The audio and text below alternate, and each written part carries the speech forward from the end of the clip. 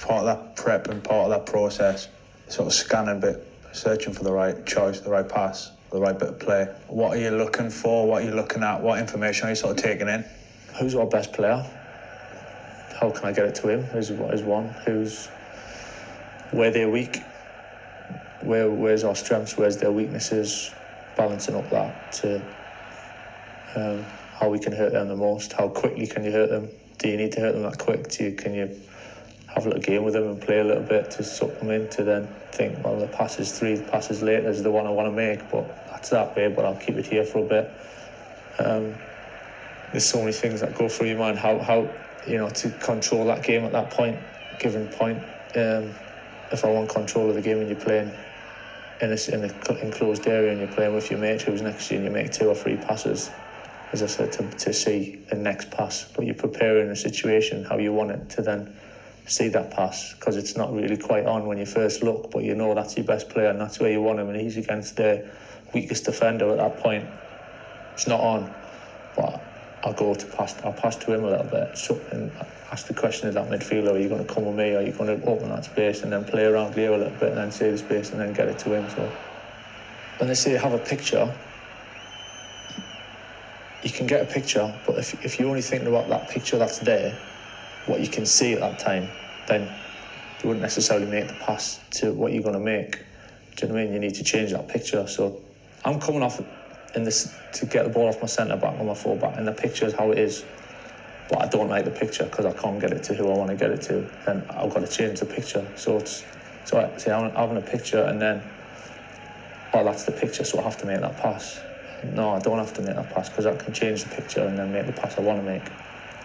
It changes everything within that little frame of play, So if there's someone blocking a pass, if they're set up as a unit, their team's set up and they're blocking the passes that I want to make, I need to move them around and play a game with them to tease them out of position and take the ball and set the picture up exactly how I want it, or close to how I want it, to be able to play the pass that I want that's going to hurt them the most. So they're stopping us from doing what I want to do, but I need to manipulate it, so whether they realise it or not, I'm doing it so then I can play what I want to play.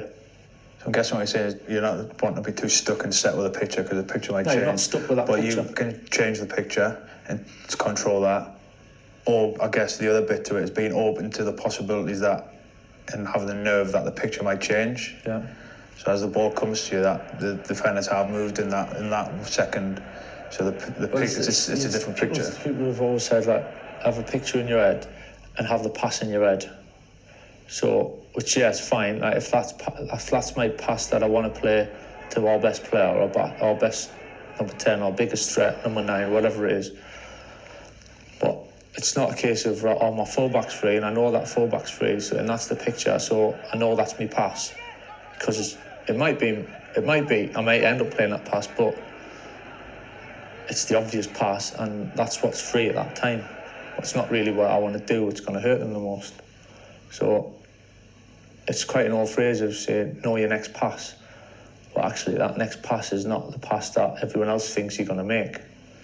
There's a massive difference between that pass that they think the opposition think that they've forced you into making, which is standing in the stand thinking, that's his next pass because he's made the angle for that pass, but actually no, you're making it to do something else, but maybe you're the only one that knows about it.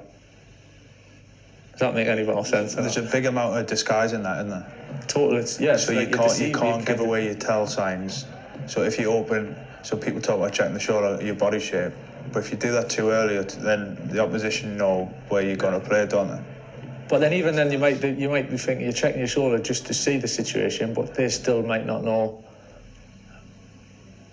That's part of the game. That's part of the thing, isn't it? That you're deceiving them, aren't you? So that even though you're checking your shoulder, you're seeing what's about and what you can deal with and what's available. Doesn't necessarily say you're checking it, and they know what you're checking. Do you know what I mean? I might be checking something else out, and they think I'm checking. I might be checking my left, when really I'm checking my left because I want to do that to go to the right, because I already know what's on the right.